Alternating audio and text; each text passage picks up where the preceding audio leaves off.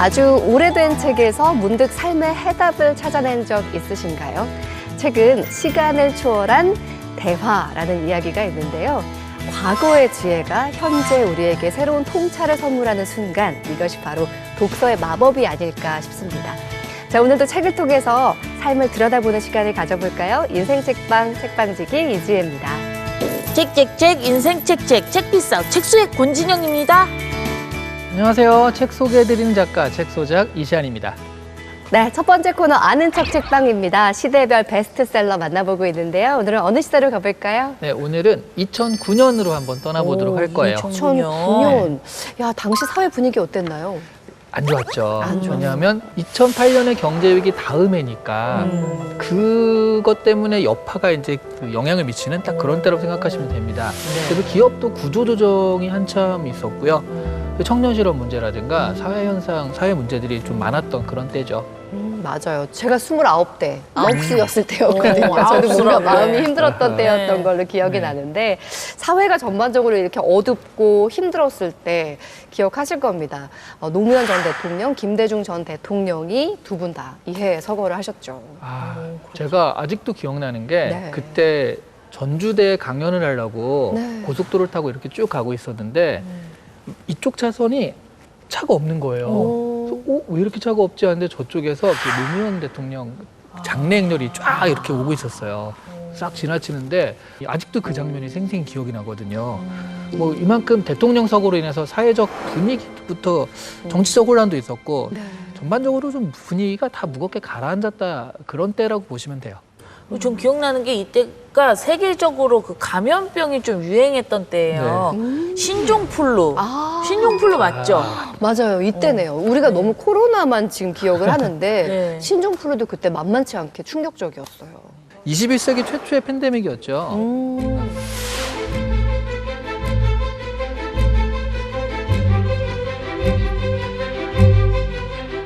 자, 이렇게 위기 상황이 많았던 시절 어떤 책이 또 사랑을 받았는지 궁금한데요. 2009년 베스트셀러 함께 만나볼까요?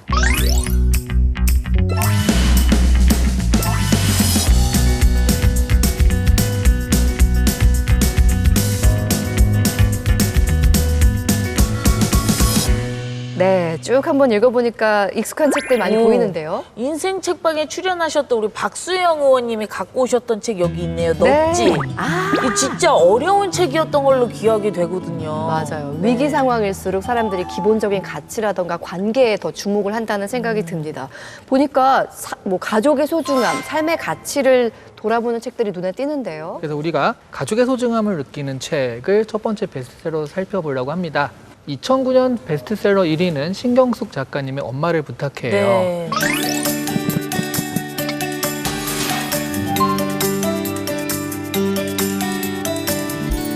네, 사실 신경숙 작가님의 이야기를 하기에는 조금 조심스러운 문제가 있습니다. 왜요? 네, 사실 표절 문제가 제기가 돼가지고 아. 한 5년 동안 활동을 중단하셨다가 최근에는 다시 이제 활동을 하고 계시거든요. 그래도 2000년대, 1990년대의 성취는 너무 분명하잖아요. 뭐 외딴방이라든가 풍금이 있던 자리 이런 책들은 베스트셀러 이상이었죠. 그리고 나온 게 바로 엄마를 부탁해. 이 책의 내용은 치매에 걸린 엄마가 서울역에서 실종되면서 시작되는 가족의 이야기예요. 그러면서 가족 구성원들의 시점에서 그 엄마의 삶을 회상을 하는 거죠. 뭐 가족애라든가 모성애, 세대 간의 갈등 이런 것들이 섬세하게 그려진 작품이라고 할 수 있습니다. 이 작품이 대단한 건 한국에서도 많이 팔렸지만 미국에서도 엄청 많이 팔리게 된 거고요. 세계적인 상도 많이 타게 돼서 한국 최초로 맨 아시아상을 타게 돼요. 와. 또 하나는 연극, 뮤지컬 이렇게 또 제작이 돼가지고 맞아. 굉장히 많이 지금도 원소스 멀티유스의 그런 어떤 예로서 많이 그 얘기가 되고 있는 그런 작품이라고 할 수 있죠. 저도 굉장히 가슴 먹먹하게 읽었던 기억이 나는데요. 우리가 뭐 힘들 때 어려울 때 제일 먼저 찾게 되는 게 엄마 이름이잖아요. 맞아요, 엄마. 근데 정말 이 책이 한국뿐만이 아니라 해외 각국에서 사랑받았다는 이야기를 통해서 정말 엄마라는 존재는 뭐 국경도 초월하고 문화도 초월한 정말 보편적인 존재라는 생각이 드네요. 자, 두 번째 베스트셀러도 역시 따뜻한 이야기일까요? 그렇습니다. 삶을 돌아보게 하는 그런 따뜻한 이야기. 그래서 강한 생명력과 희망의 메시지가 제목부터 느껴지는 그런 책이거든요. 2009년 베스트셀러 8위는 장영희 작가님의 살아온 기적, 살아갈 기적입니다.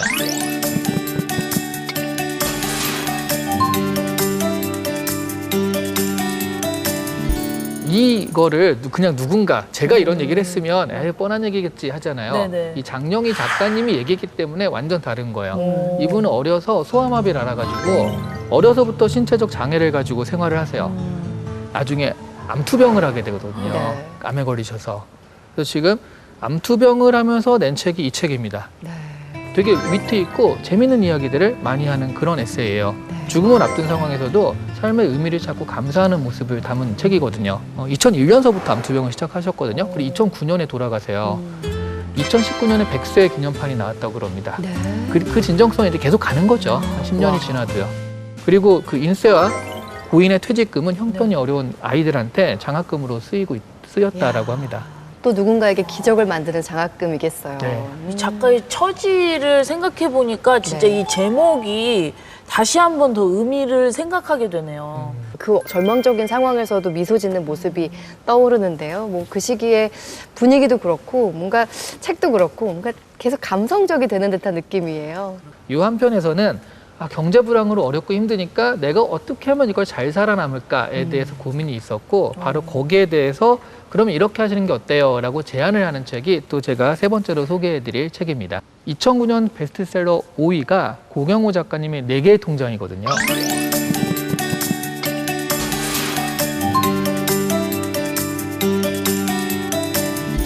처음부터 누구라도 통장 4개를 가져라 이런 얘기예요. 그 돈을 관리하는 시스템을 만들려는 건데 급여 통장이 일단 하나 있어야 되고 네네네. 그리고 내가 소비하는 통장 그리고 비상금 통장 예비비로 네네. 하는 그런 통장과 투자하는 통장 이렇게 4가지를 가지라는 거예요. 그래서 급여 통장으로 돈이 들어오면 네. 이것을 자신의 상황에 맞게 3가지로 이렇게 투자를 많이 할 거면 투자 통장 소비가 많으면 소비 통장을 식으로 이렇게 나눠 놓으라는 거죠. 그리고 그런 것들을 이제 돌려가면서 재테크를 하라 이런 방식입니다. 이 저자인 고경호 작가가 네. 7년간 보험업계에서 일해온 그 재무설계사 출신이거든요. 그래서 관리 전문가라서 그런 부분들의 노하우를 이렇게 풀어낸 건데 이게 3주 만에 베스트셀러가 되기도 했고요. 아, 그래요? 지금도 이 4개의 통장을 기본으로 해가지고 많이 소개가 되고 있습니다. 큰일 났네. 은행을 못 갈 것 같아. 빨리 지금 끝나자마자 은행에 가야 되거든요. 통장 4개 만들어야 되는데 지금. 네? 이게 진짜 복잡한 금융 이론이라고 하면 보기 싫잖아요. 근데 네. 이게 당장 우리가 실천할 수 있는 거다 보니까 굉장히 인기를 많이 끌었던 것 같아요. 이게 단순한 저축 방법밖에는 별게 없다. 그러니까 내 재산을 증식하는 방법이 없다. 이런 비판도 받긴 했어요. 그런데 사실은 이런 금융 환경에서 내 돈을 이렇게 안정감 있게 지키는 거, 경제위기 상황에서 이런 것도 굉장히 중요하기 때문에 뭐 사람들이 많이 선호했던 그런 책이었습니다. 네. 자, 매번 아는 척 책방을 통해서 느끼지만 정말 시대에 따라서 사람들이 어떤 마음을 가지고 있고 그 마음으로 어떤 책을 읽었는지가 다 보이는 것 같아서 새롭게 재미를 느낄 수 있는 것 같습니다. 자, 오늘도 책으로 떠나는 시간 여행 아는 척 책방에서 시대별 베스트셀러 만나봤습니다. 다음 시간도 기대할게요.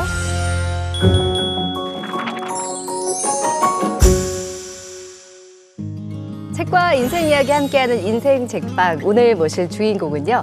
22대 국회 유일한 진보당 지역구 국회의원이십니다. 노동자 국회의원이라고 불리는 분인데요. 윤종호 의원님 모셨습니다. 어서 오세요. 어서 오세요. 반갑습니다.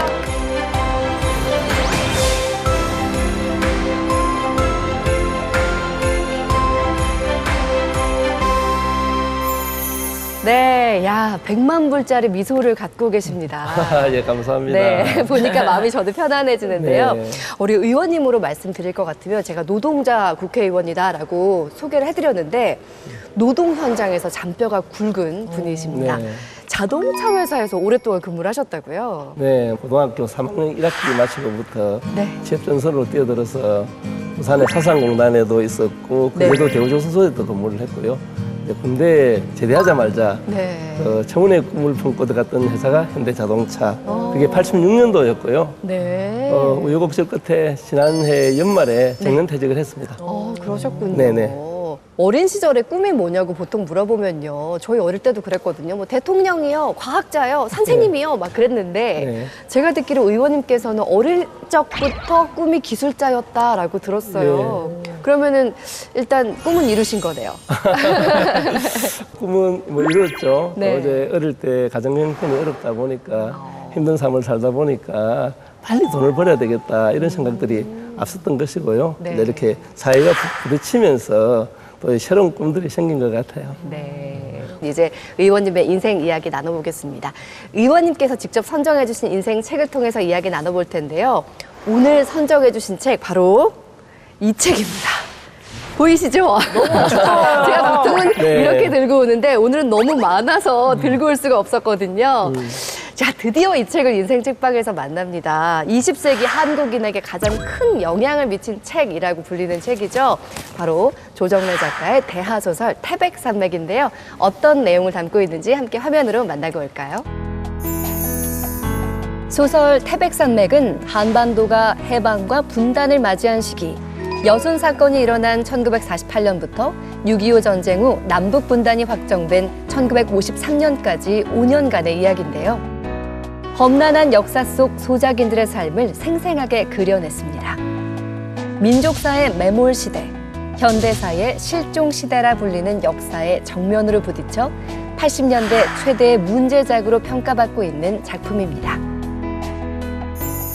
태백산맥, 아마 한국인이라면 모르는 분이 아마 없으실 것 같은데요. 정말 할 말이 많은 소설이면서 말이 필요 없는 소설이기도 합니다.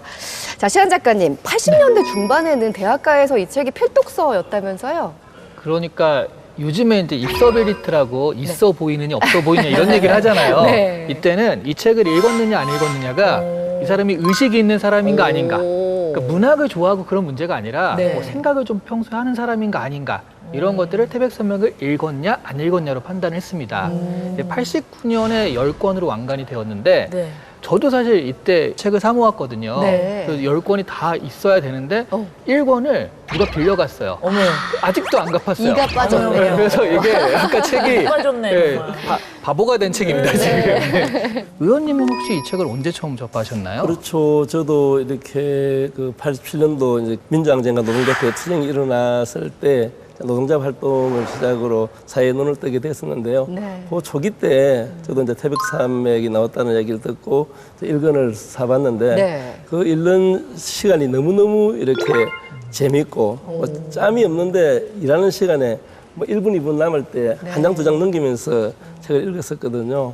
그때 이제 뭐 이상건 나온다 하면은 또 달려가서 또 사고 또 다음에 또 뭐 세 권이 연달아 나올 때도 있었고 두 권이 나올 때도 있었고 네. 이렇게 하면서 10권을 이렇게 순식간에 읽었던 그런 기억이 선하네요. 이야, 저희 어릴 때는 원피스 이런 만화책 사서 모았었는데 저희랑 수준이 좀 많이 다르신 것 같습니다. 그래서 제가 그동안 그 1권씩 네. 제가 선물을 진짜 많이 했습니다. 이 책은 1권을 본 분들은 반드시 거의 10권까지 읽게 되겠더라고요. 네. 저도 그랬으니까. 그래서 많은 분들한테 야 좋은 책 선물해줬다고 칭찬을 많이 받았습니다. 말씀하셨지만 1986년에 출간된 이래 무려 850만 부가 넘게 읽힌 정말 한국 문학사의 기념비적인 작품이라고 할 수 있습니다. 출판 이후에 지금까지 우리나라 사회 뭐 각계각층의 독자들에게 내 인생의 책이다라고 손꼽히는 책이기도 하거든요. 의원님은 이 책의 어떤 부분에서 감동을 받으셨어요? 감동을 받은 부분이 많이 있죠. 특히 이제 이 책이 그 제가 그동안 살아오면서 막연하게 이제 뭐 통일에 대한 이야기들 공부를 했지만 실제적으로 사무의 현장에서 아주 심한 노동을 또 접하고 또 노동운동을 접하고 그러면서 남북의 분단의 문제가 뭔지 이면의 문제가 뭔지 이런 것들이 제가 눈을 뜨게 된 그런 책이라서 다른 책보다 참 의미 있는 책이라고 생각합니다. 좋습니다. 자, 오늘 삶에 깊이 있는 이야기들이 나올 것 같은데요. 키워드를 통해서 하나하나 살펴보겠습니다. 첫 번째 키워드 볼까요? 네, 첫 번째 키워드는 바로 대립과 갈등입니다. 이 소설에서는요, 되찾은 나라에서도 삶을 되찾지 못한 사람들의 이야기가 나오거든요. 일제강점기, 해방과 분단, 또 한국전쟁 이런 현대사의 비극이 계속 이렇게 휘몰아치는 과정에서 서민의 삶이 어떻게 흔들리고 있는지를 보여주는 책입니다. 읽으시면서 좀 매 순간이 그렇지만 절절하게 가슴 아팠던 부분이 있을 것 같아요. 우리 염상진, 염상구 형제간이 이렇게 총을 겨루는 장면도 눈에 좀 선한 것 같고요. 네. 가장 좀 처절했던 부분들은 이렇게 토불꾼들에게 이렇게 몰려서 산속으로 들어가서 마지막에 몰려서 총으로 맞아 죽고 굶어 죽고 얼어 죽고 그렇게 했던 행위가 정말로 살려고 몸부림쳤던 그 극한적 한계 때문에 일어난 일이지 그분들이 이념적으로 뭐 빨갱이가 된다든지 그렇게 하고 싶다든지 이런 상황이 아니었다는 것이죠.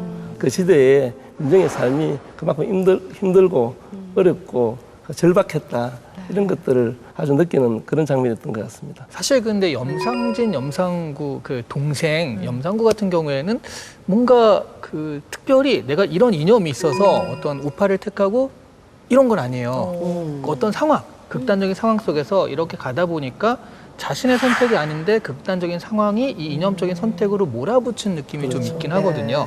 또 의원님도 그런 극단적인 상황에서 이념적인 선택을 강요당했던 그런 경험도 있으실 것 같은데 비슷한 경험을 한 적이 있으신가요?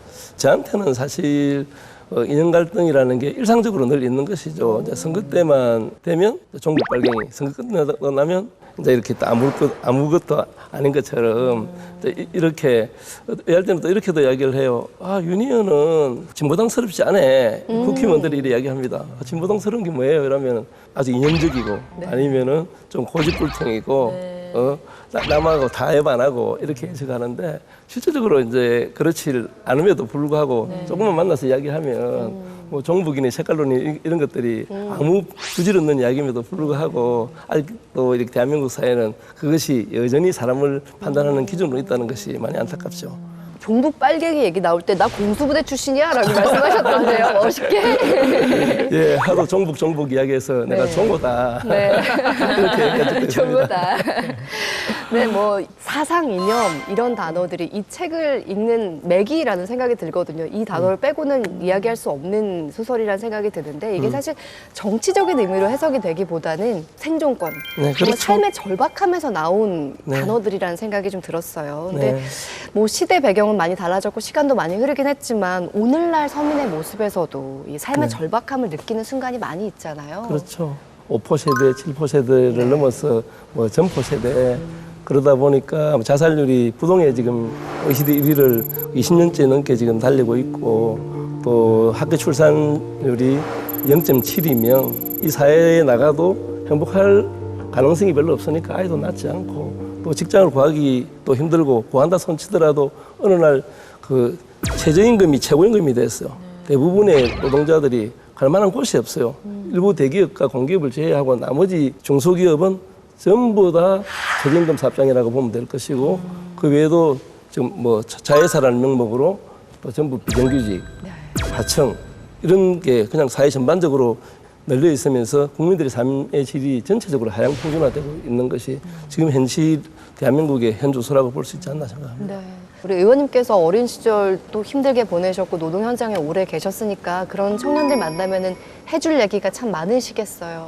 그렇죠. 뭐 저는 힘들게 살아봤기 때문에 뭐 그들한테 무조건 꿈만 가져라. 뭐 미래에 좋은 세상이 있을 것이다. 이렇게 이야기한다 해서 꿈을 가지고 미래에 장밋빛이 있는 것이 아니거든요. 현실 부득긴 가운데서 누군가는 함께 힘을 모으고 돌파하려는 노력들이 있고 그것을 헤쳐나가야만이 또 새로운 희망을 가져간다고 생각하거든요. 뭐 저희 뭐 진보운 정당 운동도 그런 것의 한 큰 일환이고 그들에게 큰 힘이 되는 정치가 되었으면 좋겠습니다.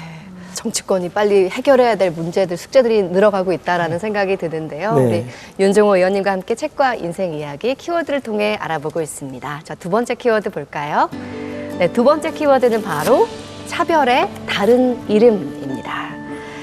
이 소설에 빨갱이라는 단어가 굉장히 많이 등장을 합니다. 굉장히 좀 차별적이고 폭력적인 단어로 사용이 되는데 이념의 도구로 이 단어가 사용이 되더라고요. 참 안타까워요.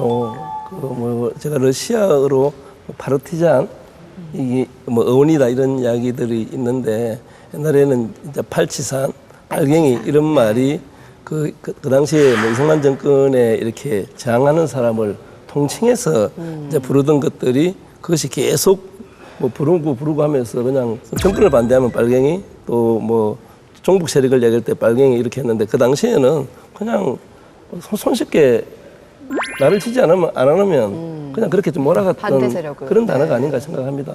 빠른 시간 안에 사라져야 될 그런 문제라고 생각합니다. 아, 이 빨갱이란 단어 치가 떨려서 빨간색 옷은 입지도 않으시겠어요.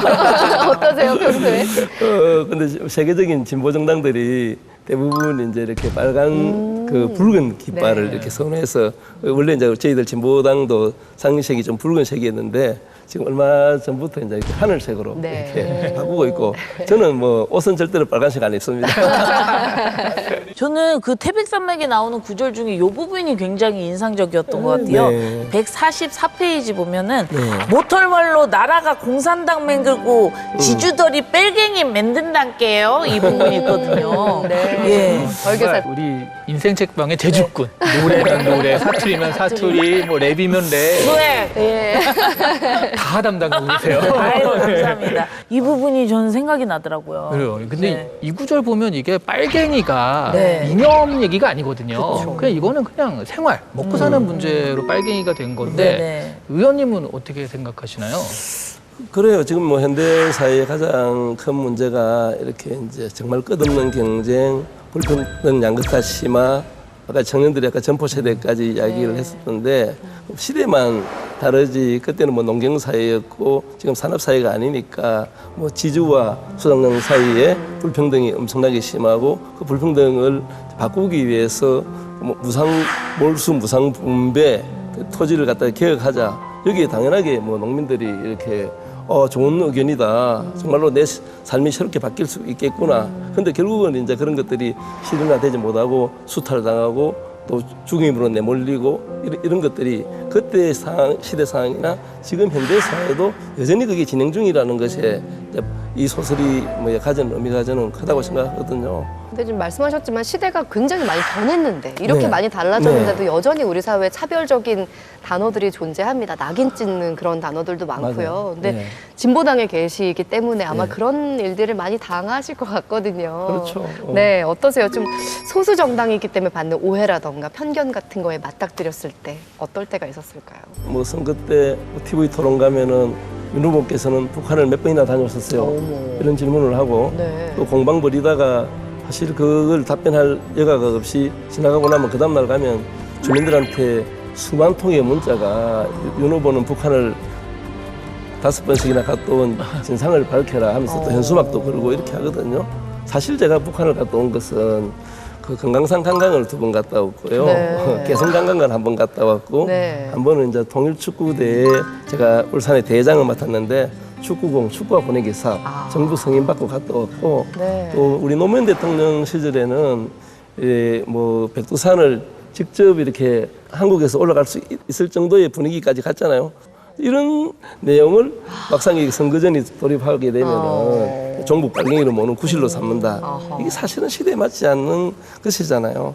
진짜 정말로 안타깝습니다. 그러게요. 이 애도 뭐 사실 사회적으로 편견은 사실 많죠. 뭐 이렇게 장애인에 대해서도 아주 그 장애 종류에 따른 어떤 막 별명을 붙인다거나 피부 색깔을 가지고 붙인다거나 여러 가지 어떤 빈부격차 가지고 구별한다거나 사실 우리가 조금 뭐 불편한 건 다 참는데 차별받으면 열받잖아요. 그거는 인간은 누구나 똑같거든요. 그렇죠. 그것이 현장에서 일하는 노동자이거나 뭐 기업을 운영하는 사람이나 누구나 존중받고 싶어 하는 게 사회이기 때문에 그런 어떤 차별, 차이 이것은 우리나라에서 빨리 없어져야 될, 뭐 이 세상에서 없어져야 될 존재겠죠. 네. 문득 궁금하더라고요. 노동 현장에 그렇게 오래 계셨고 오해도 많이 받고 편견 속에서 지내셨는데도 그 미소를 유지할 수 있는 비결이 뭔가요?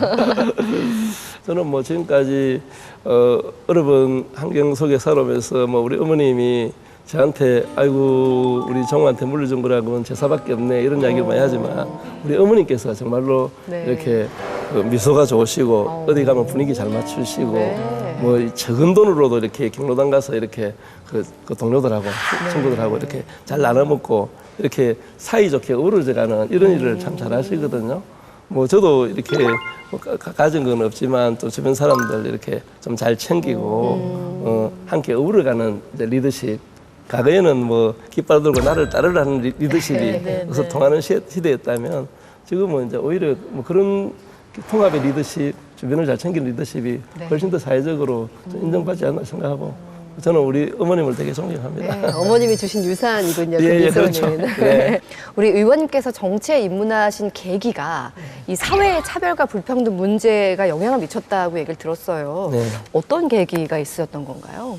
정치에 입문을 하겠다 네. 이런 꿈을 꾼 적이 전혀 없지 않습니까? 이제 현장 활동을 시작하고 사회에 눈을 떴고 그리고 임금이나 단체 협상을 좀 이렇게 좋게 질을 올리면 내 삶이 나아질 줄 알았는데 그 사이에 또 물가가 많이 오르고 아파트값 오르고 월급이 많이 오르고 교육비 많이 오르고 야 사회계획을 해야 되겠구나 이런 생각을 했는데 막상 사회계획을 외쳐도 그것이 법안으로 이렇게 성안이 되어야지 국민들한테 골고루 혜택이 돌아가지 않습니까?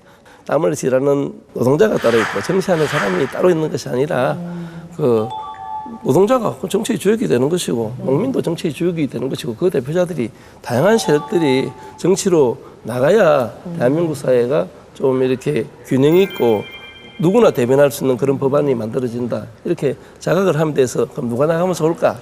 이럴 때 네. 야, 윤종호 너가 나가면 좋겠다. 이렇게 이제 우리 조합원들이 이렇게 추천해 주셔갖고 네. 노동자 정치 세력화 선발대로 이제 뽑혀가지고 네. 제가 좀 정치를 일찍 시작했어요. 98년도 제가 36살 나이에 이제 기초의원으로 당선됐고 네. 또 기초의원을 열심히 하다 보니까 또 두 분의 강력시의원, 청장, 재선국회의원까지 그러는 사이에 24살 청년이 한갑이 지나고 이제 손주도 3명 있는 할아버지도 되고 지금 뭐 좀 바쁘고 힘들고 하지만 네. 아주 재미나게 행복하게 지금 의정 활동하고 있습니다. 네.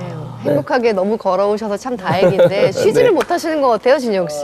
근데 제가 쉬는 시간 제가 드릴게요. 예, 예. 권진영의 결정 OX 시간 준비했습니다. 그래요?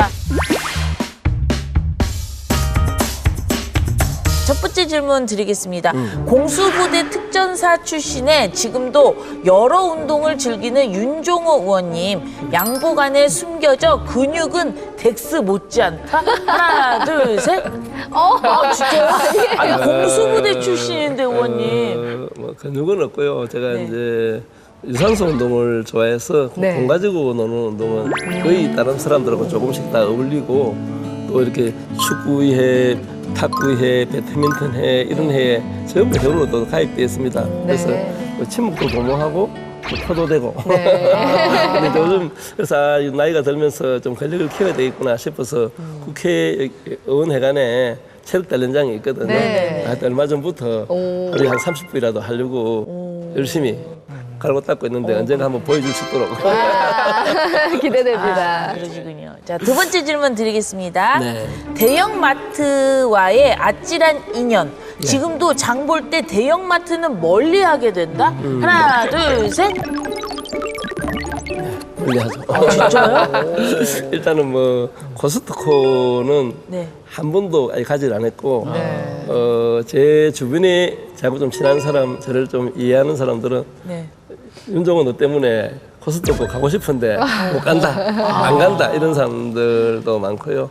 가능한 이제 골목 상권이 살고 또 동네에서 돈이 돌고 돌아야지 지역 경제가 이렇게 활성화되거든요. 네네네. 여기 벌어진 돈이 전부 다 이렇게 중앙으로 나가고 해외로 다 빠져나간다면 거기서 이 돈이 회전이 안 되면 결국은 같이 어려워지는 것이거든요. 그러니까 영재 상인들끼리 서로 소비하고 거기 지역에 있는 분들이 그 지역에 있는 작은 마트들, 작은 동네 가게 많이 이용하고 이런 것들이 일상화돼야지 좀 지속 가능한 사회가 되지 않을까 생각합니다. 오, 그렇네요. 자, 다음 질문 드리겠습니다. 요즘 바쁜 내 일상의 유일한 낙은 휴대폰으로 짬짬이 하는 누군가와의 영상통화다. 하나, 둘, 셋. 영상통화요? 나 뭔지 알 것 같아, 근데. 아니에요? 아, 영상통화 잠잠한, 네. 아, 지금 살짝 그 누군가가 누구지 누군가 고민하신 것 얘기를 같아요. 하셨잖아요. 네. 그 얘기할 때 이렇게 치아가 수북해 보이더라고요. 네. 오늘도 여기 오기 전에 영상통화는 아니지만 손주가 얼마 전에 배웠던 노래를 막 부르고 있더라고요. 그래서 저도 모르게 주변에서 나온다 뭐 할배 미소 나온다고. 애기만 보면 저절로 막 미소가 나오죠. 그렇죠. 네. 아유, 이미 또 정말 생각하고 행복합니다. 있었죠. 생각만 해도 그냥 미소가 나오죠. 의정 활동 하시면서 씨름을 이제 손주들 얼굴 보면서 달래시겠어요. 그렇죠. 네, 다음 질문 드리겠습니다. 울산이라는 지역에서 노동자로 시작해서 시의원, 구의원, 구청장, 국회의원까지 하게 됐는데 기회가 된다면 울산시장까지 해보고 싶다. 하나, 둘, 셋. 중간이에요. 그렇죠. 의원님 솔직하니까 너무 좋으네요. 뭐 정치인이 다음에 어떤 직책을 해야 된다고 생각하기보다는 이제 일단 우리 국민들의 삶의 질을 어떻게 하면 올릴까. 근데 이제 단체장은 자기가 직접 이렇게 정책을 입안해서 마지막에 이렇게 결과까지 이제 만들어낼 수 있는 그런 권한을 가지고 있어요. 물론 또 국회가 가지고 있는 파워나 또 전 국민적인 관심사나 이런 측면에서 차이는 있지만 뭐 강력 시장의 경우에는 정책 규모가 기초단체보다는 좀 크고 또 파급력도 이렇게 크기 때문에 뭐 언젠간 저한테 기회가 된다면 네. 한번 도전해보고 싶은 꿈은 있다. 솔직하게 말씀드리겠습니다. 솔직한 답변 감사합니다, 의원님. 지금까지 우리 윤종호 의원님의 결정 OX 시간이었습니다. 예, 감사합니다. 네, 고맙습니다. 자, 계속해서 마지막 키워드 한번 살펴볼까요? 마지막 키워드는 바로 노동이 존중받는 세상입니다. 의원님 이름 석자 앞에는 노동자라는 수식어가 항상 붙습니다. 근데 노동자 출신의 국회의원 윤종호가 아니라 노동자 윤종호로 불리길 원한다고 인터뷰를 봤어요. 제가 그냥 소개를 하면은 네. 어디 행사를 가더라도 그냥 노동자 국회의원 윤종호입니다. 제가 뭐 당당하게 이야기하죠. 제가 뭐 국회의원을 지난번에 상실하고도 현장에 다시 이렇게 복귀를 해서 노동자 생활을 또 했고 현장 가서 운전도 하고 조립을 했었고 그러셨어요. 그 이전도 뭐 구청장 재선에 실패하고 그때 현장에 복귀해서 제가 원래 하던 일을 또 했었고 야. 뭐 지금 이제 돌아갈 직장이 지난 연말에 정년퇴직을 했기 때문에 없지만은 제 살아온 인생 역정이 노동자였고 앞으로도 그들을 위해서 그리고 또 노동자라는 게 현장에 일하는 사람은 노동자가 아니에요. 영세 상인들도 노동자고 네. 경찰, 선생님, 소방관도 다 사실 노동자인 겁니다. 저희도 사실 노동자입니다. 그렇죠. 네, 네. 저 일용직으로 돼 있더라고요. 네, 아니 그러니까 오늘 여기 완전 진영 비정규직. 씨는 블루 칼라 입고 오셨어요. 네, 그러니까 그들을 위한 정치를 펼친다는 것은 국민 전체의 삶을 질을 올리는 정치를 하겠다 이런 이야기고요. 아직도 우리 사회는 이제 노동조합에 대한 혐오 이런 것들이 여전히 사실 있잖아요. 네. 이 사회 구성으로서 내가 땀 흘리 일한 만큼 이 가치에 대해서 내 나라 하는 권리식도 서투고 이것이 내만 잘 먹고 잘 사는 것이 아니라 주변의 이웃도 같이 좀 잘 먹고 잘 살자 이런 생각으로 노동운동을 하는 것이기 때문에 조금은 이렇게 정치적으로 좀 혐오적으로 보는 것은 정말 좀 지양되어야 된다 이렇게 생각을 하고 있습니다. 네. 인간은 누구나 이렇게 존중받고 싶어하는 존재 아니겠습니까? 그것을 이 사회에서 누군가는 또 아까 외쳐야 된다고 했고 그런 어떤 존중받는 사회를 위해서 어떤 가치 있는 일을 위해서 우리 진보정당의 그것이 또 존재 이유이기도 하다 이렇게 말씀드리고 싶습니다. 근데 저는 너무 말씀 들으면서 너무 의아하고 놀라운 게 그래도 전 의원이었는데 다시 노동 현장으로 가는 데는 굉장히 용기가 필요하지 않으셨을까요? 맞아. 예, 뭐 처음 다시 현장을 이제 복귀했을 때는 마음이 좀 아련하죠. 뭐 제가 또 사실 국회의원이라는 자리가 사실 보통 자리는 아니지 않습니까? 뭐 대한민국 5천만 국민 중에 0.0000 뭐 한 1% 정도 아마 될 텐데 그렇게 또 장관도 불러놓고 호령도 하고 이렇게 하다가 현장에 가서 담당 처장이 작업을 제대로 하느니 못하느니 좀 잔소리도 들어가면서 네. 또 이렇게 또 이제 조합원들하고 어울리고 같이 땀 흘리고 이러니까 또 주변에 그분들이 윤종호 너가 그동안 또 정치한다고 또 고생했고 현장에 와서 또 보니 아련하거든요. 네. 이 양반 다시 밀어서 다시 국회의원 만들어줘야 되겠다 이런 마음이 또 다시 생기는 것 같더라고요. 네. 그래서 제가 사실은 이 지지를 받는 가장 큰 집단이 그 노동자의 조합원들이고 또 그 주변 가족들이고 네. 또 지역 주민들이고 또 그 조합원들이 지역에 가면 지역 주민이거든요. 그럼 그분들이 저를 홍보를 잘해줘야지 또 지역 주민들이 윤종호를 또 다시 뽑아줄 거 아닙니까? 네. 그래서 뭐 저는 노동자라는 게 늘 뭐 자랑스럽고 제 뭐 삶이고 그렇습니다. 그러니까 진짜 말씀을 들으면서 체면보다는 정말 그 노동의 가치를 예. 정말 중시하는 진정성이 그대로 느껴지는 것 같아요. 네. 민주사회의 올바른 완성은 노동이 존중받는 세상이다라는 말씀을 하셨어요. 노동이 존중받는 세상을 만들기 위해서 22대 국회에서 하실 일이 참 많으실 것 같습니다. 어떤 계획들 갖고 계신가요? 그래요. 뭐 노동이 당연하게 존중받아야 하는데 이 노동 계층 중에서 지금 대한민국 사회에서 가장 어려운 위치에 있는 분들, 이분들이 비정규직들이지 않는가. 또 어떤 분들은 자기가 비정규직인데 자기가 비정규직인지 몰라요. 그래요? 왜?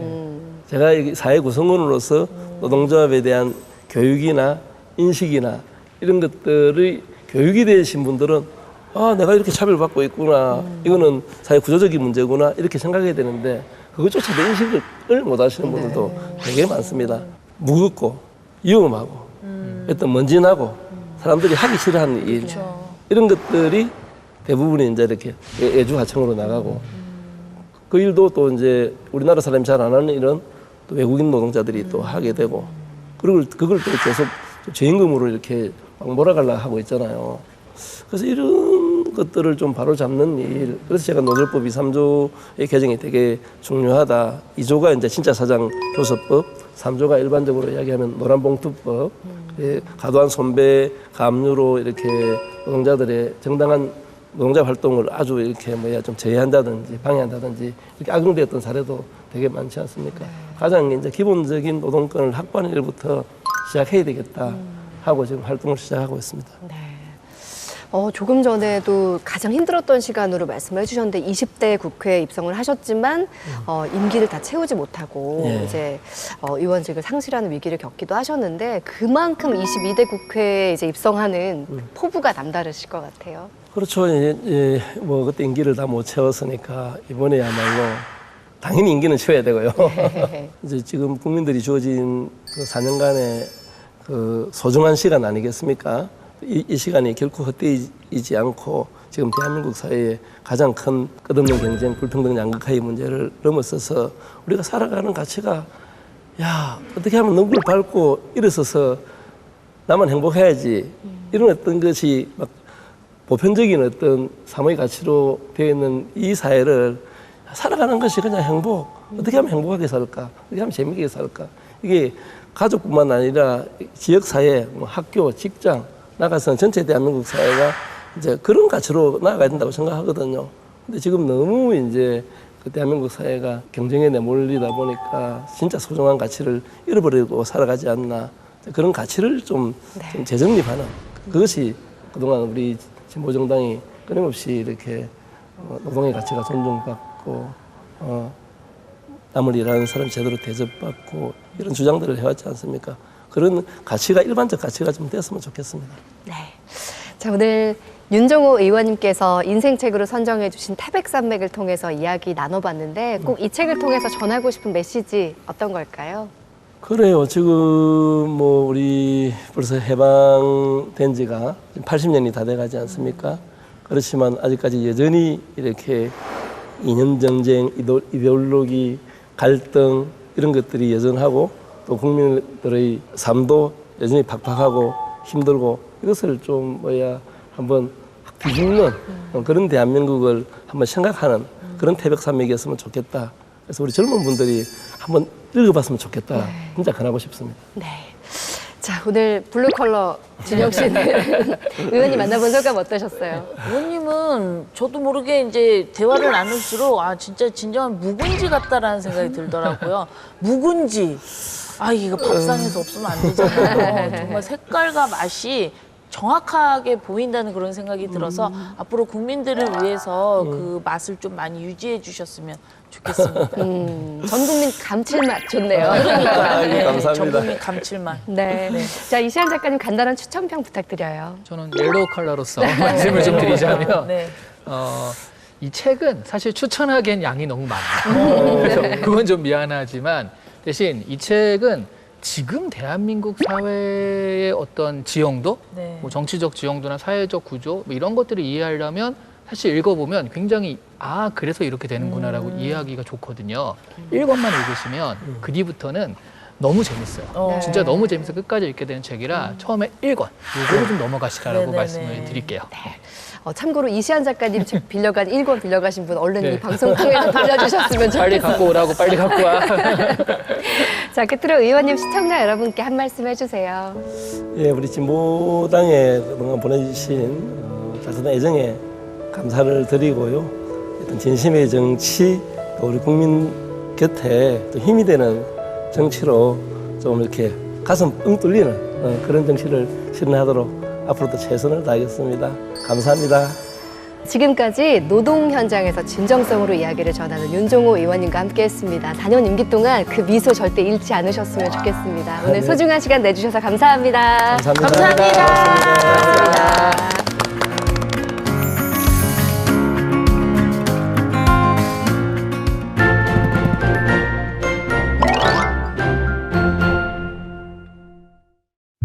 친구와 대화를 하다 보면 내가 몰랐던 것을 친구가 알고 있을 때 아니, 네가 그런 것도 알고 있었어? 하고 놀랄 때가 있죠. 오늘은 알고 있으면 왠지 있어 보이는 여러분의 지식을 채워줄 인문학과 과학책 2권을 가져와 봤는데요. 전문가의 금주의 서평, 국회도서관과 함께하는 화제의 도서까지 지금 만나보겠습니다. 역사, 경제, 정치, 사회, 윤리 어느 하나 쉬워 보이지 않는 인문학의 대표 분야들이죠. 책 지적 대화를 위한 넓고 얕은 지식, 일명 지대넙얏 시리즈는 이처럼 복잡해 보이는 각 인문학의 기초 상식을 하나 이야기로 엮어 쉽게 풀어낸 책입니다. 그 중에서도 저자가 가장 먼저 다룬 것은 역사 분야인데요. 저자는 역사에 대해 원시 공산사회를 시작으로 고대 노예제와 중세 봉건제를 거쳐 근대 자본주의와 현대 사회까지 5단계로 구분해 설명했습니다.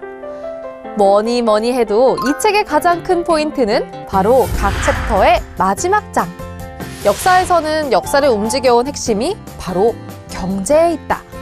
경제 챕터에서는 현재 한국을 고려할 때 당신이 어떤 체제를 어떻게 선택할지 문제의 답은 정치로 들어선다 등 이야기를 마치고 난 다음에 설명할 분야와 글이 이어지게 했습니다.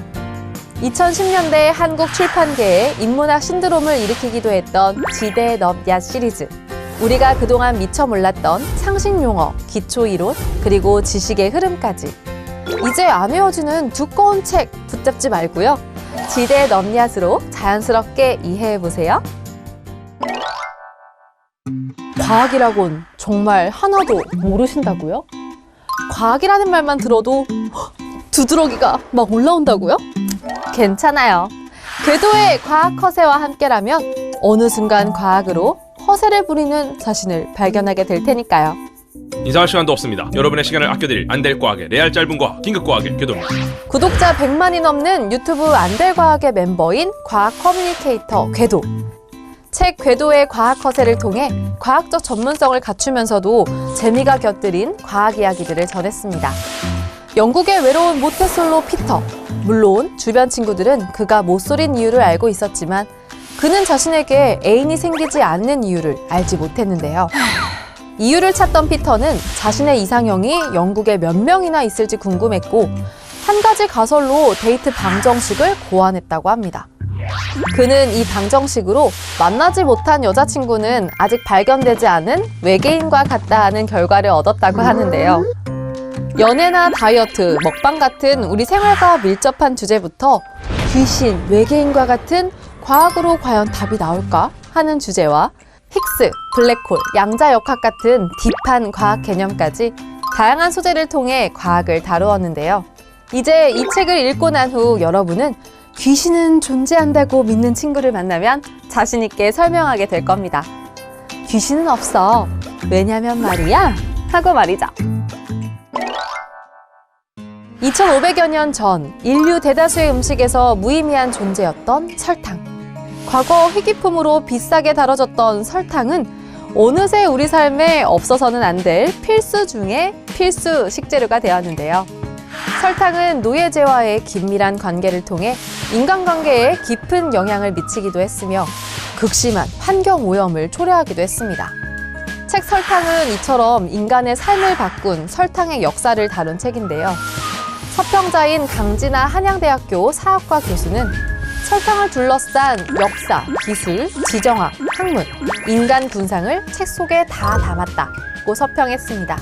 또 강 교수는 저자가 만병의 근원인 설탕 산업이 대체제인 인공 감미료를 유해 첨가물로 공격하고 설탕은 천연 감미료로 이미지 세탁하는 그린워싱을 저격하고 있다며 연구자뿐만 아니라 투표권을 행사하는 모든 사람이 읽어볼 만한 책이라는 말을 남겼습니다.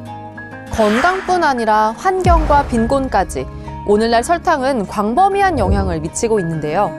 여러분도 책을 읽어보고 설탕, 그리고 우리 사회에 대해서도 다시 한번 생각해보는 계기가 되길 바랍니다. 복회도서관과 함께하는 화제의 책. 첫 번째로 소개할 책은 어른을 위한 말 지식입니다. 29년 교열 전문 기자인 저자는 늘 쓰는 말 중에 헷갈리는 단어들의 구분, 사이시옷과 띄어쓰기에 대한 생각까지 지식과 교양을 끌어올리는 67가지 우리말 이야기를 책을 통해 전했습니다. 다음으로 소개할 책은 태몽, 새 생명의 속삭임입니다.